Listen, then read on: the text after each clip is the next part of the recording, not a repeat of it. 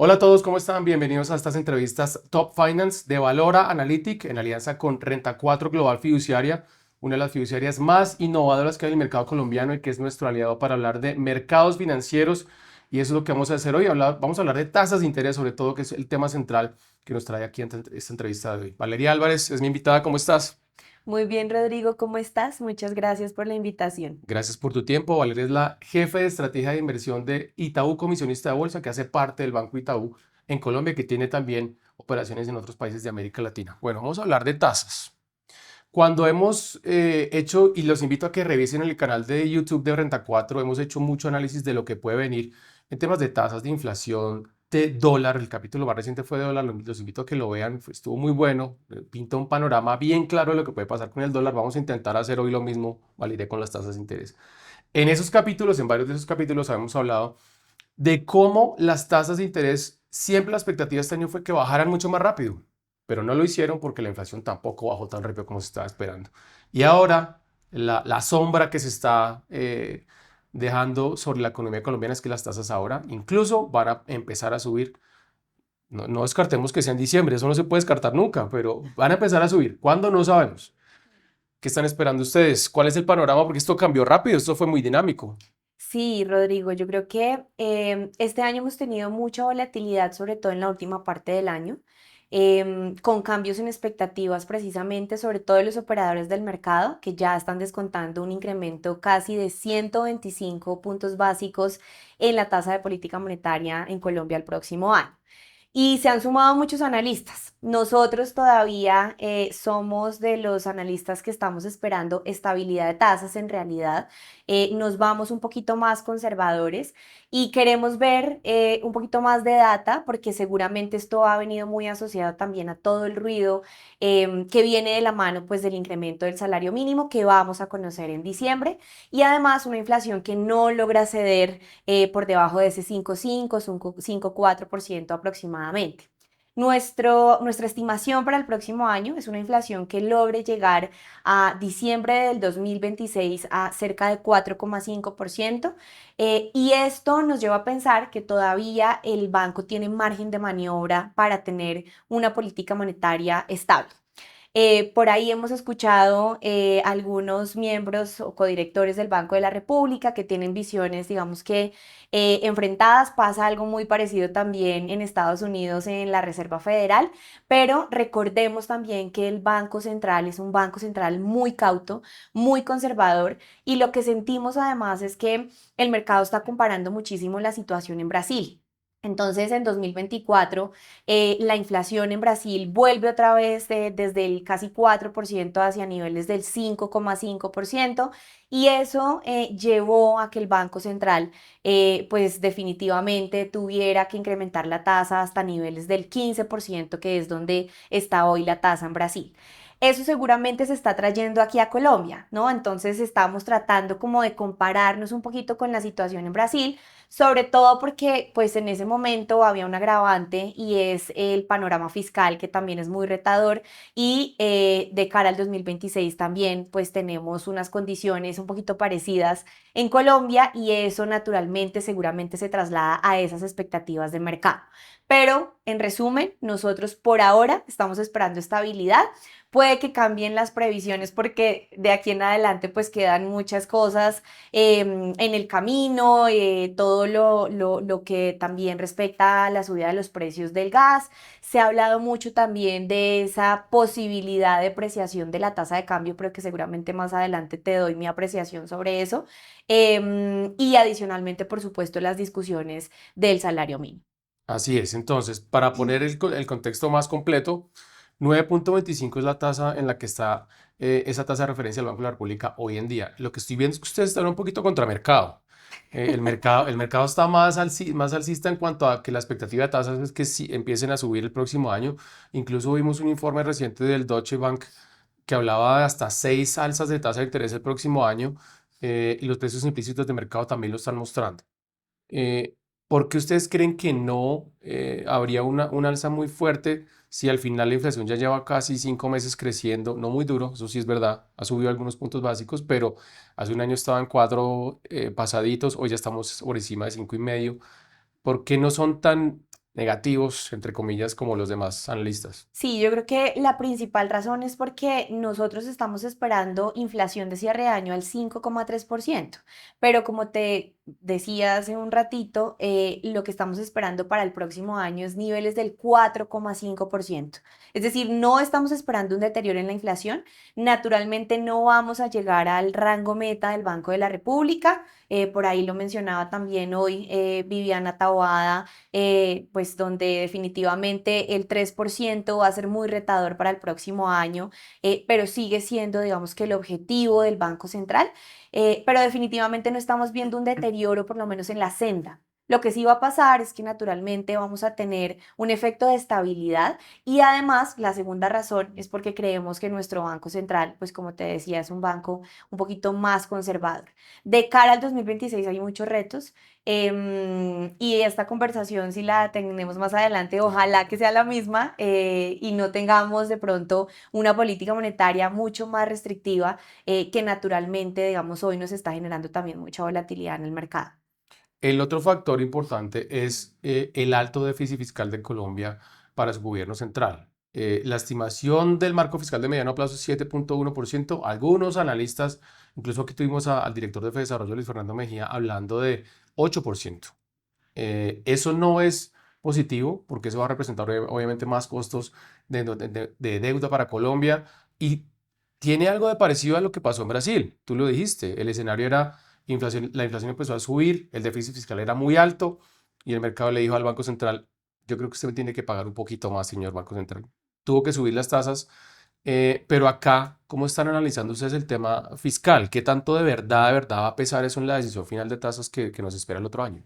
Sí, yo creo que ese es uno de los temas más relevantes para el 2026 y quisiera empezar por nuestra estimación también de déficit para el 2025, ¿no? Entonces, nosotros prevíamos hace unos meses un déficit fiscal por encima de las expectativas del Ministerio de Hacienda, que como tú lo mencionabas era un 7,1%. Nosotros estimábamos un 7,5% para cierre del 2025. Sin embargo, con todas las operaciones de manejo de deuda que ha venido haciendo el ministerio, ha habido unas mejoras importantes, sobre todo en el costo de intereses, que más o menos se ha reducido alrededor de unos 100 puntos básicos aproximadamente. Y si metemos eso en la ecuación, quedaríamos con un déficit fiscal más o menos alrededor del 6,7% para el 2025. Se parece un poquito a las estimaciones también del CARF. Importante tener presente que lo que ha pasado este año y sobre todo de cara al mercado es que desde junio, cuando tuvimos el anuncio de las operaciones de tesorería del ministerio, empezamos a tener una sensación muy positiva en la renta fija local, en los títulos de deuda pública. Y la estrategia al final del ministerio, más digamos que puntualmente de la Dirección de Crédito Público, era tratar, digamos que de reducir ese ratio para el 2026 de deuda PIB por debajo del 60% y adicionalmente también tratar de reducir el costo de intereses sobre PIB alrededor de niveles del 3,2, 3,5% aproximadamente, desde un 4,2 más o menos. Eso se ha logrado al final. Digamos que con todas las operaciones que viene haciendo el ministerio, hace un par de semanas tuvimos una emisión en euros, la segunda emisión en euros con el fin de recomprar bonos globales con cupones relativamente altos, cupones por encima del 6%. Logramos tener, digamos que un cupón promedio más cerquita al 5% por estas emisiones en euros y de cierta manera eso logra compensar parte del incremento en el balance primario que todavía sigue muy deteriorado. Entonces, definitivamente sí. Yo creo que eso va a seguir en las conversaciones porque además cuando pensamos en temas de crecimiento, y quisiera darle un poquito también al dato de PIB que conocimos hace un par de semanas, Ujú. donde el crecimiento en el último trimestre fue alrededor del 3,6%, pero donde el gasto del gobierno, el incremento es del 14%. Entonces, naturalmente estamos en un momento en donde El gobierno está gastando, en el año corrido más o menos el crecimiento de ese gasto ha sido del 7,5%, ha sido más o menos el incremento más alto en los últimos 11 años y eso definitivamente va a seguir seguramente generando inflación. Entonces, ese es un riesgo, Rodrigo, definitivamente lo es. Nosotros creemos que si esto se mantiene y adicionalmente tenemos otros ruidos, pues seguramente el otro año las condiciones van a estar un poquito más acotadas a una política monetaria estable, pero definitivamente el tema fiscal pues va a estar en la discusión de los mercados en los próximos meses. Sobre eso que tú comentabas de la estrategia de endeudamiento, de manejo de endeudamiento de la Dirección de Crédito Público, ¿qué están esperando? Porque digamos que el resultado sí ha sido que la deuda empezó a bajar un poco en temas de tasas de interés, pero también hemos visto que la tasa se está empezando a dar un quiebre ahí. ¿Qué tanto está pesando eso en los mercados y sobre todo, porque al final la deuda que toman los hogares y las empresas está basada en las tasas de mercado y en las tasas del Banco de la República, o sea, todo está conectado. Sí, yo creo que estos últimos meses, y de pronto hablemos de la segunda parte del 2025, porque yo la divido en dos partes. La primera es cuando tuvimos todas las noticias alrededor de la operación de tesorería, el TRS, el famoso TRS, que generó una dinámica muy positiva en la curva. Rápidamente vimos valorizaciones de más de 120 básicos en la parte larga, con un ministerio que empezó a recomprar títulos que estaban al descuento. Ya después empezamos a ver recompras de títulos con cupón alto, precisamente en medio de esta estrategia.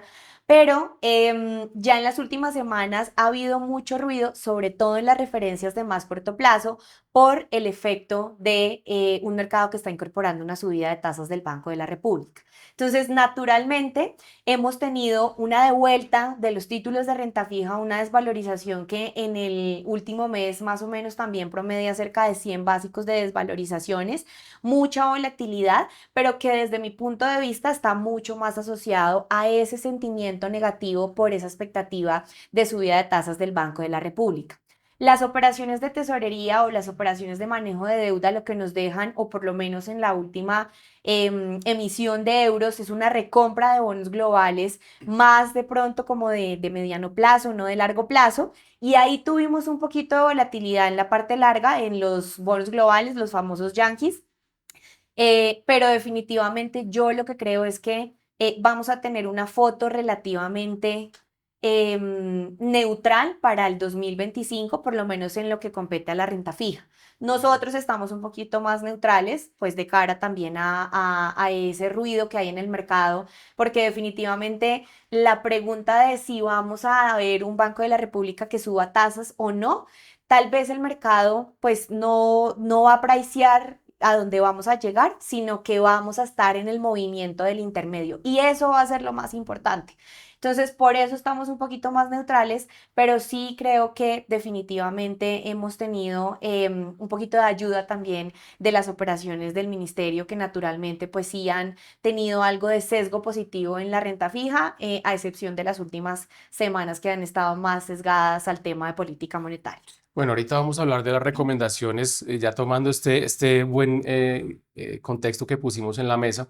Pero mientras tanto, quiero invitarlos a que sigan a Reta 4 Global Fiduciaria en su cuenta de YouTube y activen las campanitas que nos ayuden a compartir estos videos, que aquí lo que queremos es explicar mejor lo que está pasando y lo que viene para los mercados financieros. Y también que lo sigan también en la cuenta de LinkedIn, así como a Valora Analytic en todas las redes sociales, que ahí estamos siempre contando noticias importantes de economía de Colombia y de América Latina, del mundo también.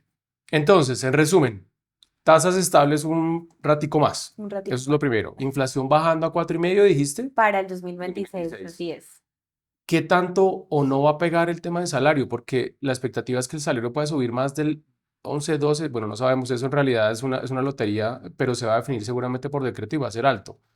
¿No le va a pegar tanto, según lo que ustedes están pensando? No, nosotros digamos que lo que estamos viendo ya es un incremento a doble dígito, definitivamente, y eso ya está incorporado dentro de nuestra expectativa del Ok. 4,5% para 2026. La sorpresa sería, creo yo, un incremento de pronto donde hablemos del 13, del 15%, porque desde mi punto de vista creo que el mercado ya está incorporando una subida a doble dígito. Parte de la razón por la que la swap IBR, que básicamente es lo que descuenta o lo que los operadores del mercado están descontando en términos de tasa de política monetaria, es justamente ese temor que hay en términos del crecimiento de salario mínimo. Entonces, la sorpresa sería que veamos de pronto un crecimiento de salario mínimo a un solo dígito o de pronto cerquita de ese rango del 13-15%. Esa sería la sorpresa. Si no, me parece que el mercado va a estar, ya está montado ahí. El mercado ya está montado en un 11%, un 10% seguramente. Y eso es lo que hoy, pues precisamente está descontando la subida de tasas del Banrep. En la estrategia de inversión que lideras tú para Itaú Comisionista de Bolsa en Colombia, ¿qué están recomendando? Porque si alcancé a entenderte bien, neutral en renta fija es estarse con lo que están, pero van a migrar a otras opciones que sean más atractivas el otro año. ¿Cuáles son? Mira, yo creo que, y creo que todos seguramente pensamos en el tema de la diversificación como el pilar principal para un portafolio de inversión. Y lo primero es pensar también en términos de moneda. La diversificación de la moneda es súper importante. Lo que pasa es que este año hemos tenido un dólar muy bien comportado, eso es lo primero. Y hay muchas condiciones alrededor, un DXY, un DXY, que básicamente pues es el índice que mide la fortaleza o debilidad del dólar global, que digamos que este año nos ha generado una dinámica relativamente positiva a las monedas de la región. Ujú. Brasil, Colombia se valorizan en lo corrido del año cerca de un 15% aproximadamente. Y nosotros de pronto con algunas novedades o algunas condiciones adicionales como las operaciones del ministerio y este descuento que está teniendo el mercado de la subida de tasas, porque naturalmente estamos generando un muy buen carry, definitivamente, y eso hace que además pensemos entonces en que los activos locales son una buena opción. Mm. Entonces, ahí estamos hablando de diversificar en moneda. Digamos que si bien el peso colombiano se ha comportado muy bien este año, vamos a ver 2026, pues también hay que pensar de pronto en inversiones afuera. Y cuando hablamos de un mundo todavía con choques inflacionarios, entre comillas, porque mira, Colombia, Estados Unidos se quedó en niveles del 3%, digamos que no se mueve hacia el rango meta del 2%, hay que pensar en activos que logren cubrirnos ante la inflación. Ahí están los commodities, ahí están activos, por ejemplo, como el oro. Y a nivel local, los inversionistas también tienen la posibilidad de invertir en títulos indexados, no solamente en títulos en tasa fija. Ujú. Entonces, títulos, por ejemplo, que estén indexados a la inflación, títulos que estén indexados a la IBR, que son, por supuesto, pues tiene mucho que ver con la tasa de política monetaria. Y ahí estamos recomendando, sobre todo más en el corto plazo, que es donde creemos se pueden aprovechar las tasas que tenemos hoy. Como tú lo decías, las tasas se nos están devolviendo un poquito y esto, pues por supuesto, en un mercado que está descontando un Banco de la República, pues que va a subir la tasa el próximo año. Entonces, nos gusta mucho los indexados. Afuera nos gusta también, digamos que, como te decía, commodities, el oro también es una buena opción, sobre todo porque últimamente los inversionistas parece que están tratando como de no reemplazar, porque el dólar nunca va a ser reemplazable, pero buscar un poquito también otro activo que pueda ser denominado activo refugio. Y ese es el oro. Entonces, definitivamente puede ser una buena opción. Las acciones en Colombia, por ejemplo, han tenido una muy buena rentabilidad este año, un 50% más o menos de valorizaciones, liderando la región, con buenos múltiplos. Todavía digamos que se ve en teoría barato el mercado, pero también hay que pensar que el próximo año, si el Banco de la República va a subir las tasas, vamos a tener una competencia importante como lo vimos en 2022-2023, que el índice no rentaba tan bien porque pues por supuesto teníamos un mercado de renta fija con buenas tasas. Entonces, sobre todo nos gusta, como te digo, los indexados y activos que obviamente tengan como esa característica de cubrirnos frente a esas volatilidades en inflación. Valeria, acciones colombianas, sí o no. ¿Tú crees que estamos en lo que unos analistas y muchos informes que he leído yo de colegas tuyos, estamos empezando un ciclo de emergentes? ¿Tú crees en eso? Yo creo que sí, creo que todavía hay una muy buena expectativa de crecimiento a nivel global. No solamente es Colombia, que como ya lo hablábamos, el último trimestre que creció en muy buen ritmo, la demanda interna viene muy bien también, el consumo de los hogares con una dinámica muy positiva, sino que si nos pasamos también a los mercados desarrollados, la expectativa sigue siendo un crecimiento bueno. En Estados Unidos, en Europa, pues con crecimientos un poquito más débiles y crecimientos más o menos entre el 4,5 y el 5% en China. Entonces, eso de cierta manera deshace un poquito la idea de que la demanda de petróleo o de commodities en general va a lograr de pronto tener una ralentización. Y en un contexto además donde también en los últimos 3 años aproximadamente hemos estado rodeados de conflictos geopolíticos que pues a su vez también han generado pues esa dinámica positiva en los commodities. Y ahí es donde entra la TAM. Latinoamérica naturalmente se favorece muchísimo de esta especie, como lo dicen muchos, del macrociclo de commodities y donde además estamos lejos de esos ruidos geopolíticos, Colombia, Brasil, por ejemplo. Entonces sí siento que todavía hay un apetito importante por Latinoamérica. Latinoamérica va a tener una condición también especial el próximo año y es que no solamente Colombia tiene elecciones. Se viene Brasil, se viene Perú también. Ahorita estamos también a la espera de la segunda vuelta de las elecciones en Chile, donde los resultados pues parecen ser también muy buenos y eso de cierta manera pues logra atraer a los inversionistas extranjeros. Importante también tener en cuenta el tema del carry, ¿no? El tema de esas tasas altas que tenemos hoy, Brasil con un 15, Colombia con un 9,5, 25, perdón. Chile y México de pronto son los que en carry se rezagan un poquito más, pero eso logra, digamos que, atraer a los inversionistas. Entonces, yo creo que todavía hay espacio, a pesar de que hemos tenido valorizaciones muy, muy, muy buenas este año. Tenemos a mineros creciendo más de un 200%, pero hay acciones que todavía de pronto pueden tener algo de espacio. Hace poquito se da, pues, todo este evento corporativo de la vivienda, que seguramente le puede dar algo de espacio en términos de recompras de acciones, como pasó con Civest, cuando ya digamos que se crea la holding financiera y ahí me parece que igual todavía vamos a tener, digamos, algo de atractivo. Lo que sí va a pasar, por supuesto, es que, pues definitivamente el tema de las tasas de interés va a ser súper clave, porque los costos de financiación en últimas pueden terminar, pues, lastrando la rentabilidad o las utilidades de las compañías. Eso nos pasó en 2022-2023, cuando tuvimos un ciclo alcista de las tasas de la tasa de política monetaria en Colombia. Entonces, es un riesgo, como lo mencionábamos ya, pero definitivamente estamos también en un contexto que todavía pareciera benévolo para la TAM en general.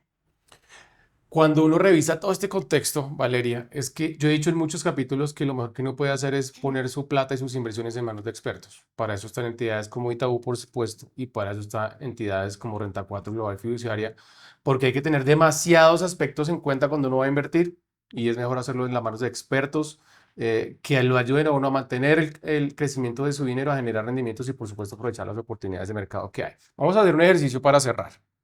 Si yo te pido que me pongas esto en un pie, en una torta, ¿cómo me distribuyes la torta del 100% si yo tengo 100 pesos para invertir? Bueno, yo lo primero que haría es pensar en lo que hablábamos de la moneda. Entonces, yo definitivamente dejaría un 60% en pesos y un 40% en dólares. Y ese 60% en pesos, hablemos ya como del macro total, pensaría que una muy buena parte, por lo menos un 30-35%, lo distribuiría en el mercado de renta fija y depende también de tu perfil, porque esa es otra cosa muy importante. Depende de tu perfil, depende de tu horizonte de inversión. Si tu perfil es conservador, naturalmente no vamos a hablar de un 60% en acciones, ¿no? Definitivamente, seguro vamos a dejar un pedacito en acciones para que logre, digamos que potenciar la valorización de ese portafolio de inversión que tú quieres conformar. Pero si estamos hablando de un perfil arriesgado o un perfil balanceado, ya podemos hablar de pronto de un pedacito, 35% de pronto en acciones locales, vamos a dejar de pronto un 20% en acciones internacionales, ahí hay un 55% y el resto ya lo podemos mezclar entre el mercado local, renta fija, renta variable. Yo lo que creo lo más importante y además aquí también de pronto no lo mencionaba dentro del PAI, pero también los fondos de inversión pueden funcionar. Claro, hoy lo que está pasando es que tenemos mucha volatilidad por esa expectativa de subida de tasas, pero si tú tienes definitivamente una necesidad de liquidez inmediata, los fondos de inversión pueden ser una opción también. Entonces, hay fondos de inversión de renta fija que seguramente pueden garantizar un poquito más la estabilidad de ese portafolio. Entonces, me iría con un 60-40, como te decía, aquí de pronto ponderando un poquito más acciones, títulos del gobierno nacional. Hoy estamos neutrales, como te decía, Ujú. pero sí creemos que también deberíamos tener algo de indexados dentro de ese portafolio. Y un poquito de Bitcoin por ahí, ¿no? No me pregunten sobre el Bitcoin, por favor. Pero esto, y también lo dijimos en otros capítulos, hay que tenerlo en cuenta, es bueno conocer todos los mercados en general. Puede que Bitcoin tenga una volatilidad más alta, pero ciertamente ahí hay oportunidades. El que lo sepa hacer y que lo conozca, es bueno que lo estudie. Y también una recomendación que he dado en otros capítulos. Aquí no estamos haciendo ninguna recomendación de inversión, sino que estamos analizando los contextos, analizando las posibilidades y lo que va a pasar con las tasas de interés y con los mercados en el 2026. Valeria, gracias. A ti, Rodrigo, muchísimas gracias otra vez por la invitación. Nos vemos en el próximo capítulo de estas entrevistas Top Finance. Como les decía, sigan a Renta 4 Global Fiduciaria en su canal de YouTube y en su cuenta de LinkedIn. Y los esperamos también en las redes de Valor Analytics, que vamos a estar informando todo lo que pase relevante sobre noticias de negocios y economía. Un abrazo para todos.